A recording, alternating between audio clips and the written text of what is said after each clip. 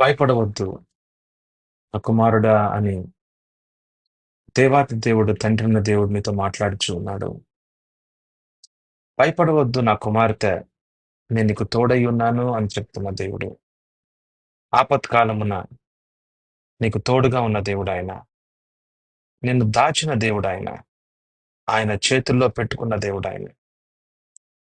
నీవు ఆయన సన్నిధిలో ఉండడానికి నిర్ణయం తీసుకుంటే, నీ చుట్టూ అగ్ని ప్రాకారం వలె ఉండి, ఏ మాటలైనా నిన్ను గాయపరిచే మాటలు నీ హృదయానికి తాకకుండా నీ చుట్టూ ఆయనే ఉంటూ, ఆయన సన్నిధిని తోడుగా ఉంచుతూ నిన్ను కాపాడే గొప్ప దేవుడు.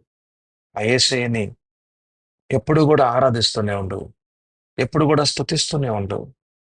ఆయన సన్నిధిలోనే ఉండడానికి ప్రార్థనాపూర్వకంగా ప్రార్థన చేస్తూనే ఉండు. ఆయన మీద ఆధారపడుచు ఉండు. నిన్ను ఆయన ఆశ్రయ దుర్గము మీద ఎక్కించే దేవుడు ఆయన. నిన్ను కొండ మీద నిన్ను పెట్టే దేవుడు ఆయన. ఏ అపవాది కూడా, ఏ శత్రువు కూడా నిన్ను తాకనీయకుండా నిన్ను సంరక్షించే గొప్ప సజీవమైన దేవుడు యేసు ప్రభువే.